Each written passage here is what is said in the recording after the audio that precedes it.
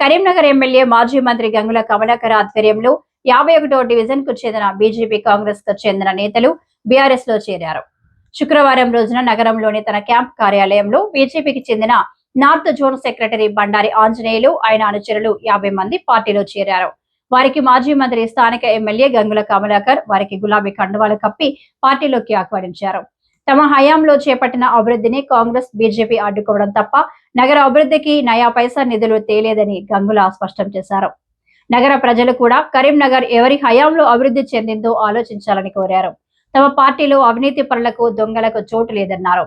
ఈ కార్యక్రమంలో ఎమ్మెల్యే గంగులతో పాటు బీఆర్ఎస్ పార్టీ నగర అధ్యక్షులు చల్లా హరిశంకర్, మాజీ కార్పొరేటర్లు మేచినేని అశోక్రావు, గందే మహేష్, బోనాల శ్రీకాంత్, ఐలేందర్ యాదవ్, నాంపల్లి శ్రీనివాస్, జంగిలి సాగర్, దుర్చేడు మాజీ ఉప సర్పంచ్ సుంకిశాల సంపత్రావు, కొమ్ము భూమయ్య, మాజీ సుడా డైరెక్టర్ నేతి రవివర్మ, అనిల్, మధుకర్ పటేల్, అశోక్, పవన్, సంతోష్, పలువురు బీఆర్ఎస్ పార్టీ నాయకులు, మాజీ ప్రజాప్రతినిధులు తదితరులు పాల్గొన్నారు.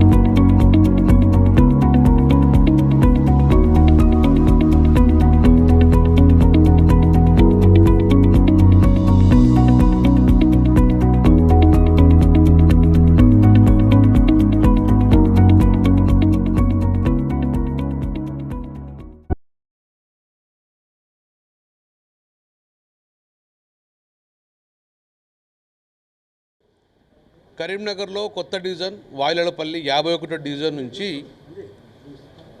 బీజేపీ నుంచి బండారి ఆంజనేయులు ఇతను గత 30 సంవత్సరాల నుంచి బీజేపీ పార్టీకి సేవ చేసి బండి సంజయ్ యొక్క ఎంపీ ఎలక్షన్ కానీ ఎమ్మెల్యే ఎలక్షన్ కానీ విపరీతంగా పోరాటం చేసి ఎన్నికలలో ఓట్లేయించి ఆ వాయిలపల్లిలో ఎక్కువ మెజార్టీ బండి సంజయ్ తీసుకొచ్చేట్ల ప్రముఖ పాత్ర పోషించింది బండారి ఆంజనేయులు. అంటే ఆర్ఎస్ఎస్ కానీ బీజేపీ కానీ మంచి కరడుగట్టిన కార్యకర్తగా ఆంజనేయులకు పేరున్నది. ఈరోజు అతను ఈ బీజేపీ చేసే వెకిలి చేష్టను భరించలేక, బండి సంజయ్ చేసే వెకిలి చేష్ట భరించలేక ఈరోజు మా పిఆర్ఎస్ ఆధ్వర్యంలో నార్త్ జోన్ సెక్రటరీగా పనిచేసిన బండా ఆంజనేయులు గారు ఈరోజు బీఆర్ఎస్ పార్టీలో జాయిన్ అవుతున్నారు. 30 సంవత్సరాలు బీజేపీ పార్టీకి సేవ చేసి ఈరోజు బీజేపీ పార్టీ నుంచి బీఆర్ఎస్ వచ్చిన వారికి స్వాగతం పలుకుతున్నాం. వారితో పాటు మరియు ఇతను దుర్గమ్మ టెంపుల్కు ఫౌండర్ కూడా ఆ వాడలో మహిళా సోదరులతో పాటు అందరితో దుర్గమ్మ సేవలు చేసుకొని మంచి పేరు ఉన్న వ్యక్తి. ఈరోజు బండి సంజయ్ గారు గతంలో ఎమ్మెల్యే ఎలక్షన్ కానీ ఎంపీ ఎలక్షన్లో ఎక్కువ మెజార్టీ తీసుకొచ్చే కారకులు వీరు. ఈరోజు వారు ఈ పార్టీ బీఆర్ఎస్ పార్టీలోకి జాయిన్ అయినందుకు మనస్ఫూర్తిగా వారికి అభినందన తెలియజేసుకుంటున్నాను. ముఖ్యంగా అతనితో పాటు కాంగ్రెస్ పార్టీ చెందిన వ్యక్తులు, బీజేపీ చెందిన వ్యక్తులు సుమారు 40 నుంచి 50 మంది ఈరోజు పార్టీలో జాయిన్ అవుతుంది. ఆ జాయిన్ అయ్యడానికి కారణం కూడా క్లియర్గా మేము బండి సంజయ్ని చూస్తే చాలా బాధ అనిపిస్తుంది, చాలా జాలి కలుగుతుంది. కనీసం ఆయన కేంద్ర మంత్రిగా ఉన్నాడు, 2 సార్లు ఎంపీగా ఉన్నాడు, 20 సంవత్సరాలు బీజేపీ పార్టీని పట్టుకొని ఉన్నాడు. కనీసం ఒక్క కార్యకర్తను నిలబెట్టే పరిస్థితి లేదు. ఒక కార్యకర్తను తీసుకొని గెలిపించే అవకాశం కూడా లేదు.